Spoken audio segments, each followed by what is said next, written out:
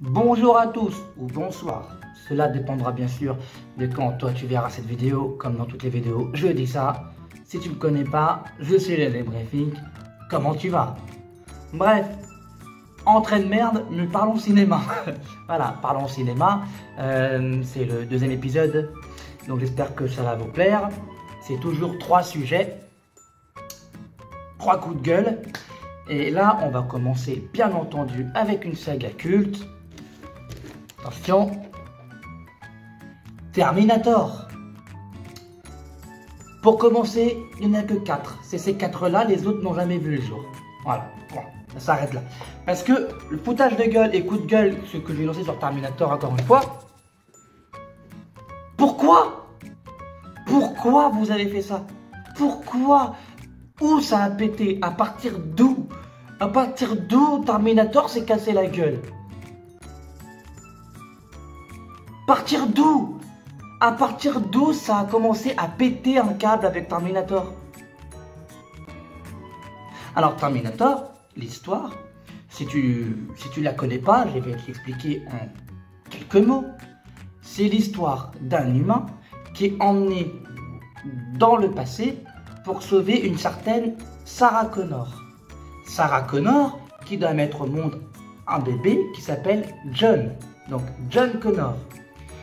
De leur côté, Skynet, qui est quand même... c'est des robots quoi, envoie un T-800.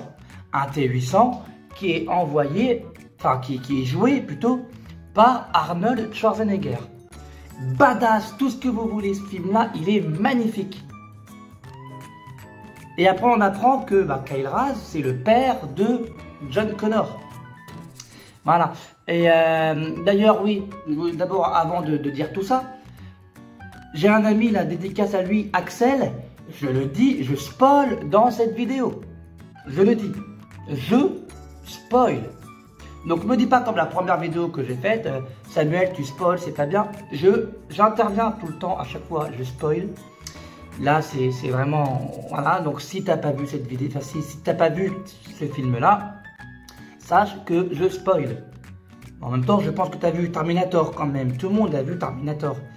Et justement, l'histoire commence de ça en fait. Et Terminator 2, c'est pareil. On envoie un robot pour tuer John Connor. Mais encore une fois, on envoie un autre robot pour protéger John Connor. C'est toujours en deux. Dans Terminator 3, pareil. On envoie une Terminatrice, cette fois-ci, pour tuer tous les amis de John Connor et Jane Brewster. Jane Brewster qui est à l'avenir la femme de John Connor. Donc même si le 3 ne devait pas exister parce que tout s'arrêtait dans le 2, ils ont quand même trouvé un scénario cohérent au 3. Il y a quand même un truc qui était là, qui était fait, ils se sont creusés les méninges. Et le 3, je ne l'ai pas trouvé détestable. Je trouve qu'il y avait des nouveautés dans le 3, genre la Terminatrice, tout ça. Et tant qu'il y a des nouveautés, c'est que c'est un film qui marche. Encore une fois. Et Terminator 4, ce que j'ai aimé dans Renaissance, c'est que là, on ne parlait pas de passé. Là, c'était directement le présent. Donc là, il y avait la guerre des machines. Dans le présent, c'était le temps de John Connor. Enfin, on le voyait. Et il s'est passé une chose, il s'est passé que les fans n'ont pas du tout aimé Renaissance, que Christian Bale lui-même, un acteur que j'aime beaucoup, a dit que son travail était nul dans Renaissance, qu'il n'avait pas aimé faire le film. Donc on a décidé de faire une suite qui a effacé Renaissance, quelque part, et qui a effacé Terminator 3. Donc du coup, ils ont fait une suite à Terminator 2, qui était Terminator Genesis. Et là, vous avez tué Terminator. Là, vous avez clairement tué Terminator. Vous avez tué Terminator, les mecs. Les fans de Terminator, les fans de Terminator vous ont voulu. Et je leur dis, oui, j'ai été voir Terminator Genesis en avant-première au Grand Rex. Et avant, il y avait un marathon avec les 2 Terminators, donc Terminator 1 et 2. J'ai passé un excellent moment quand j'ai vu Genesis il y a des fans à côté de moi qui pleuraient, les mecs. Faut le faire.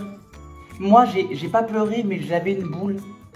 Terminator, c'est quand même une saga que j'aime beaucoup. Et me faire un Terminator qui vieillit. D'où un robot vieilli. Bordel de cul. Alors, ok, on a dit que comme Schwarzenegger, il est vieux, on a dit qu'il vieillissait parce qu'il était vieux. Mais il y a combien de films, une image de synthèse? Ben, je sais pas, faites rajeunir Schwarzenegger dans ce cas-là. Me faire vieillir un robot, c'est la pire des idées du siècle. Et pourtant, c'était pas la pire. Parce que après, vous avez fait Terminator Dark Fate. Et dans Terminator Dark Fate, désolé si ça spoil, dans Terminator Dark Fate, le Terminator d'Arnold Schwarzenegger tue John Connor. Mais en plus de ça, il s'en veut de ce qu'il a fait. Donc il envoie Sarah Connor à chaque fois dans les traces d'un autre Terminator pour qu'elle tue les Terminators. Et Schwarzenegger a une famille. Il est attaché par un gosse et c'est comme si c'était son père. D'où c'est logique.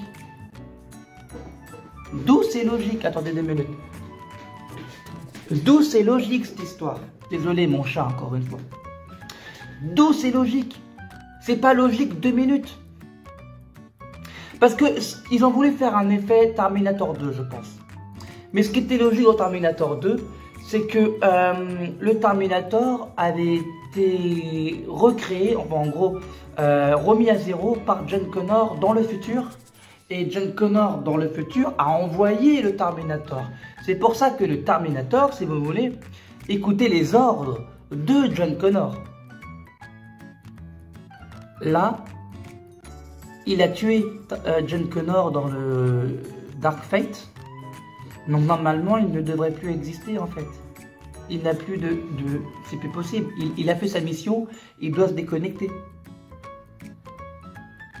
Donc à partir de quand c'était une bonne idée ça? À partir de quand vous avez tué John Connor pour après nous faire une suite à faire, genre, même pas, en plus c'est dans le même film, hein. Ils ont fait un truc genre, oui, non, maintenant l'héros de la résistance, ça va être une femme, ça va être une espagnole, c'est plus John Connor. Vous avez aimé John Connor? Eh ben non, c'est de la merde. Il est mort, John Connor. Et dans Genesis, ils avaient fait de John Connor le méchant. Non, les mecs. Les mecs. Non. Non, non. Et là, j'ai lu sur Internet qu'ils allaient revenir avec un autre film qui... c'est possible que ce film-là soit une suite à Dark Fate. Mais moi, la suite à Dark Fate, très sincèrement, j'en veux pas. J'en veux pas. Laissez Terminator comme Star Wars mourir en fait. C'est une saga où vous n'avez plus rien à raconter dessus. Terminator, c'est une... En gros, je suis désolé, mais déjà que le 3 n'a pas été aimé par les gens, que le 4 n'a pas été aimé par les gens, que moi j'ai beaucoup aimé. Après, le 5 et le 6, c'était des grands fiascos, un fiasco total.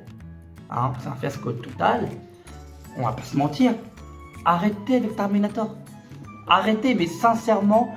Je ne peux... Vraiment, le fossé qu'il y a.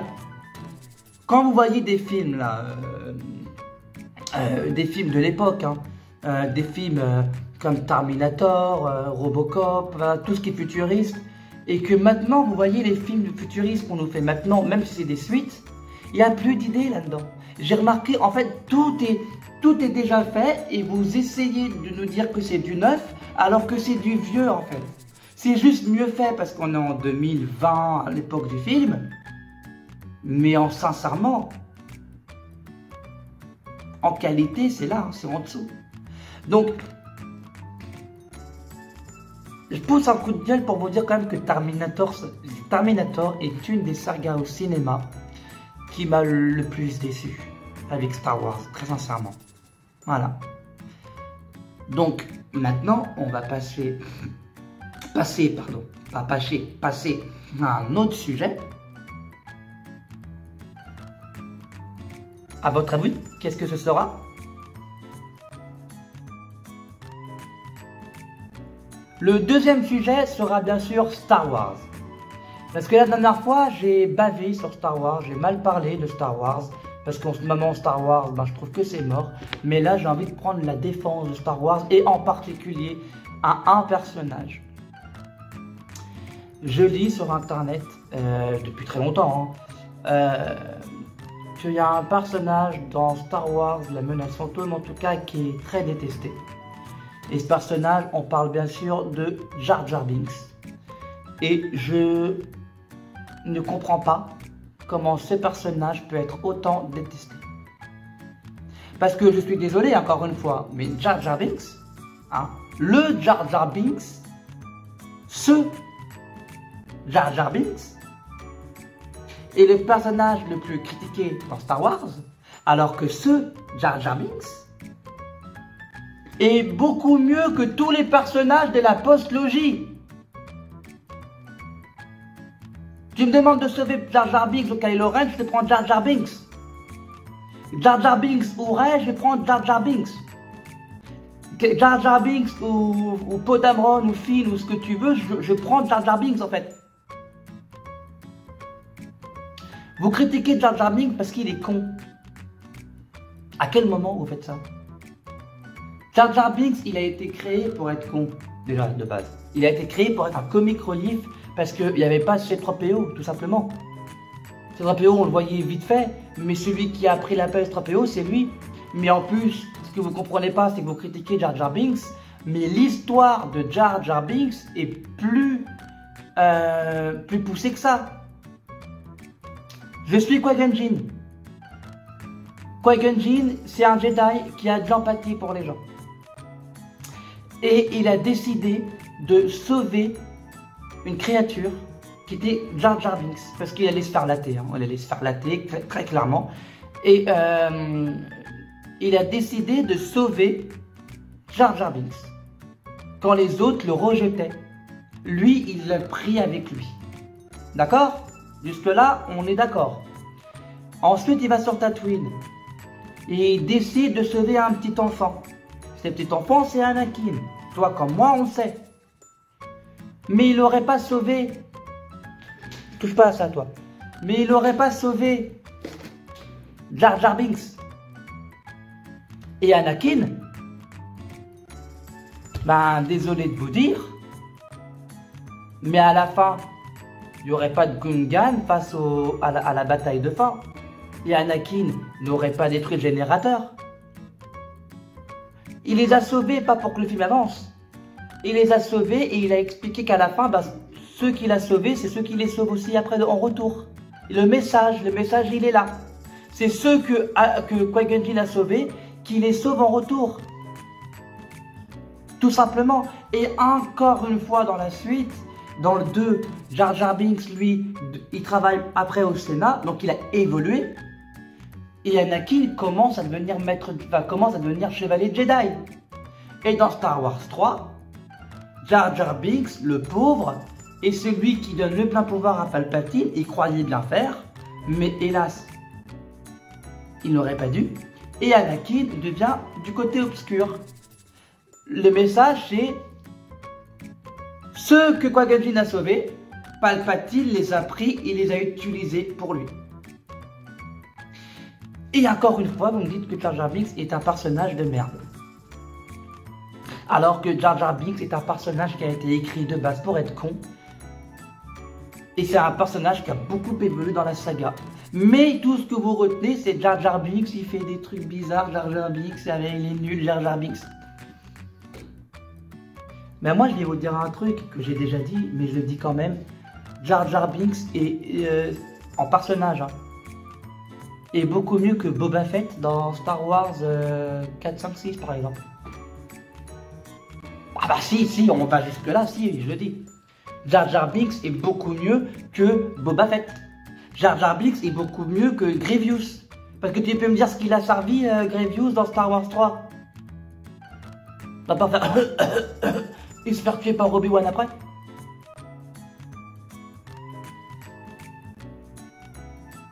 Donc non, je ne comprends pas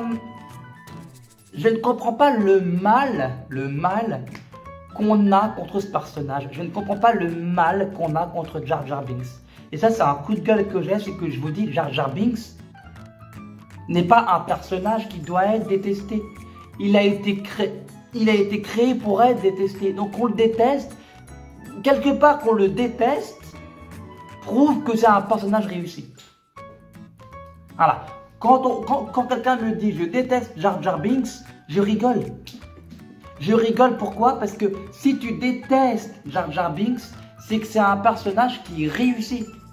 Et pas un personnage de merde. Parce qu'il a été créé pour ça. Donc quelque part, j'ai envie de te dire... Voilà. Tout simplement. Tout simplement. Tu ne peux pas me dire que Jar Jar Binks est un personnage à la con. Parce que tu le détestes. Donc si tu le détestes, c'est qu'il est réussi. Voilà. C'est aussi simple que ça. Jar Jar Binks est fait pour être détesté. Jar Jar Binks est fait pour qu'il évolue. Jar Jar Binks existe pour aider les personnages à la fin du film. Et Jar Jar Binks existe pour faire chuter les héros par accident. À cause de Palpatine. Voilà.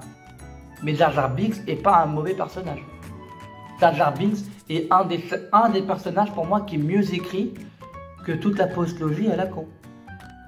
C'est tout, je comprends pas. Voilà, c'est très clair. Je défends, j'y suis arrivé. Je défends Jar Jar Binks et je défendrai toujours Jar Jar Binks parce que je trouve ça honteux, mais vraiment honteux qu'on gueule dessus à chaque fois. Je ne comprends pas. Je ne comprends pas autant de haine face à un personnage. Voilà, donc sur ce, on va passer à un autre sujet.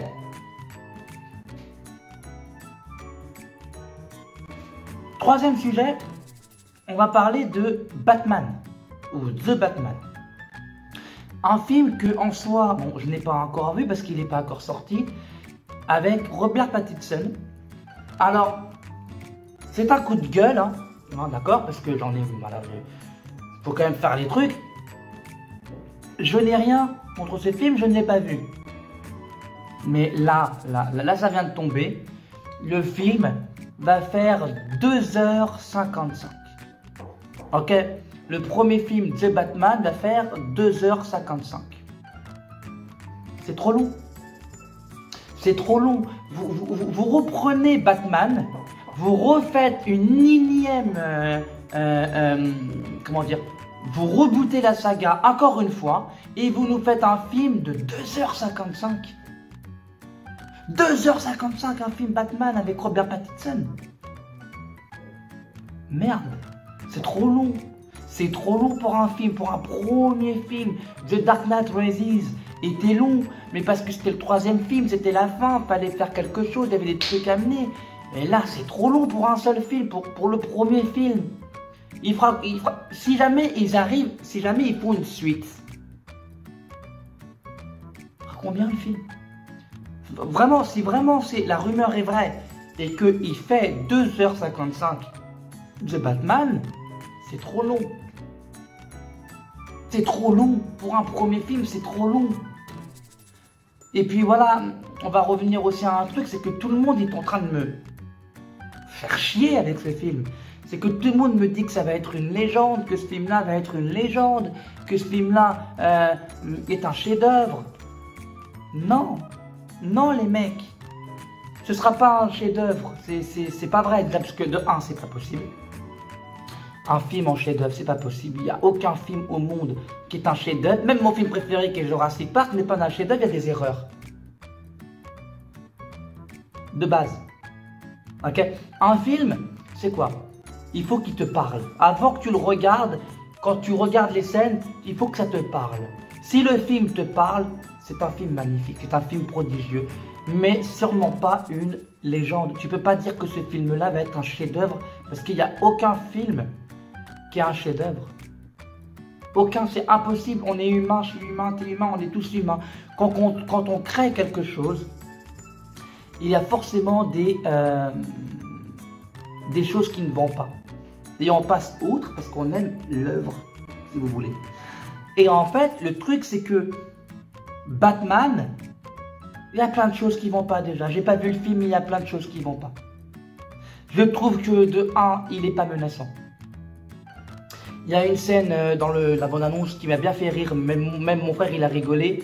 À un moment donné, il frappe sur la vitre et il dit « Mais qu'avez-vous fait ?» Merde, si c'est ça la voix du Batman quand il s'énerve, moi je ne les prends pas au sérieux. Hein. Toi, le Batman de Christian Bale, il avait un truc, tu vois, il parlait. Quand il parlait, il y avait toujours le « Qu'est-ce que vous faites? Non, revenez, non. » Il y avait une voix qui était... Voilà, tu fermais ta gueule quand tu le voyais. Keaton, il avait un truc, c'était dans le regard. Il te regardait, il parlait pas, tu fermais ta gueule net. Tu vois. Même Ben Affleck, que j'aime pas trop, il avait une prestance, il te regardait. Et tu comprenais c'était qui le chef. Là, le Ben Affleck, ce que j'aimais bien chez lui quand même, il te regardait, t'avais une patate. Il te laissait aucune chance. Il te patatait la gueule. Là, Robert Pattinson, désolé, mais qu'avez-vous fait? J'ai pas peur en fait. Ok, qu'avez-vous fait? Ben moi aussi je peux le faire en fait. Je frappe sur le mur, voilà, qu'avez-vous fait? Voilà. Mais Batman, je suis désolé, c'est pas ça. Non, je suis désolé, non. Il y a plein de trucs qui vont pas, déjà il y a ça. Pour moi, il est pas menaçant. Tu vas pas me faire croire que le costume de Batman est menaçant. J'ai pas vu le film. Je suis un gros connard parce que je suis en train de cracher sur le film. Mais me dites pas, s'il vous plaît, que c'est le Batman le plus menaçant qu'on a vu. C'est pas vrai. J'ai un pote à moi, il m'a laissé un message sur Facebook, enfin une connaissance, pardon, qui m'a laissé un message sur Facebook, il m'a dit c'est le meilleur Batman depuis Nolan. Et Michael Keaton, t'en fais quoi? De là, il y a ça. De 2, encore une fois, je n'ai pas envie de me faire passer pour un raciste alors que c'est pas du tout le cas. Je préfère préciser que si un acteur noir avait un rôle de blanc, autant je crie. Mais si un acteur blanc avait un rôle de noir, je crierais tout autant. Moi, ce que j'aime pas, c'est quand tu as un comics et que tu changes la couleur de peau d'une personne, alors que dans le comics, il n'est pas comme ça. Ça n'a aucun rapport avec « Oh ouais, mais non, eux aussi, les noirs, ils ont le droit d'avoir des rôles. » C'est pas ça. C'est juste que j'ai du mal avec ça. Et là, encore une fois, vous n'avez pas compris vos erreurs, DC. Vous avez fait un Catwoman avec Halle Berry que j'aime beaucoup. Et là n'est pas la question, je la trouve même super jolie. Mais Catwoman en noir, non, oubliez ça les mecs. Là quand j'ai vu Zoé Kravitz, j'ai rien contre elle, encore une fois. J'adore son rôle de Leta Lestrange dans Animaux Fantastiques 2. Mais je suis désolé, non. Catwoman, c'est pas ça du tout. Catwoman, c'est pas ça du tout. Faut arrêter les mecs. Vous avez pas appris vos erreurs avec Halle Berry et vous nous remettez une Catwoman noire. Et pareil pour Gordon. Gordon, c'est un blanc avec une moustache blanche, avec les cheveux blancs dans les comics. Et là, vous nous mettez un black direct. Il y a un comics, sans déconner, regardez sur internet, il y a un comics où Batman, il a un costume rose. Vous allez faire en film, ça aussi? Non, parce que là, si vous nous mettez tous les acteurs blancs noirs et tous les acteurs noirs blancs, mettez-nous un Batman rose. On va pas gueuler, hein. Franchement, j'attends de voir hein, le Batman rose avec le costume rose. J'attends de voir, sincèrement. En fait, encore une fois, je gueule un peu sur Batman, mais j'ai pas vu le film et encore une fois, je vais aller voir le film. Très sincèrement, The Batman, évidemment que je vais aller voir le film parce que c'est Batman. Mais moi, pour moi, personnellement, il part pas gagnant le film. Moi, là, ce que j'ai vu du film, ça m'inspire pas confiance. Alors oui, il y a des scènes explosives, il y a des scènes où tout explose, il y a des scènes badass, mais on est en 2022 les gars. Donc nous faire un film comme ça en 2022, c'est la moindre des choses. Mais est-ce que il sera bon? C'est ça le truc. Le truc, il est là. C'est est-ce que The Batman sera bon? C'est ça, c'est ça que je vais vous dire. Parce que, bon, je vais revenir vite fait au film Le Joker. Parce que les gens qui me disent que Le Joker est un film merveilleux et c'est un chef-d'œuvre, non, non. J'ai un gros problème avec le film Le Joker. J'ai aimé Le Joker de Joaquin Phoenix, là n'est pas la question. J'ai même le DVD chez moi, j'adore ce film. Mais c'est pas un chef-d'œuvre, je suis désolé. Joaquin Phoenix, il doit avoir quoi? Allez, 45, 50 ans dans le film à tout casser. C'est le Joker, il a 50 piges. Et le Joker qui prend les joues de Bruce Wayne et qui lui fait ça pour sourire. Il est tout jeune, Bruce Wayne, il doit avoir quoi? 9 ans, 10 ans? Et quand il sera Batman, il aura quel âge, Joaquin Phoenix? Il aura 70 ans? Parce que de base, il ne devait pas y avoir de suite de ce film-là, mais forcément, là, il y aura une suite. Donc cette scène-là, elle me dérange, en fait. Tu peux pas le faire un Joker adulte qui a rencontré Bruce Wayne, qui est enfant. C'est pas possible 2 minutes. C'est pas possible 2 secondes. Et là, j'ai peur qu'avec ce Batman-là, il nous fasse des incohérences de forme comme ça aussi. Donc voilà. Encore une fois, c'est ce que je dis, je n'ai rien du tout contre Zoé Kravitz. Je n'ai rien du tout contre l'acteur qui joue Gordon, mais je suis désolé. Encore une fois, c'est des films de comics. Et me mettre des noirs dans des rôles de blancs, ça passe pas. Ça passe pas. Je suis désolé, c'est horrible ce que je dis, mais ça passe pas. Catwoman, elle est brune, elle est blanche, elle est badass. Elle n'est pas noire et badass. Elle n'est pas noire, brune et badass. Elle est blanche, brune et badass. Je vais être objectif. La meilleure Catwoman pour moi, c'est Michelle Pfeiffer parce que c'est mon actrice préférée. Mais celle qui a le mieux adapté Catwoman au cinéma, c'est Anna Thaouet. Quand tu regardes bien, c'est Anna Thaouet. Parce que quand je vois Anna Thaouet, je vois Catwoman. Quand je vois Michelle Pfeiffer, je vois ma Catwoman. Parce que je l'aime cette femme. Mais elle n'est pas blonde. Quand je vois Halle Berry, je ne vois pas Catwoman. Quand je vois Zoé Kravitz, je ne vois pas Catwoman.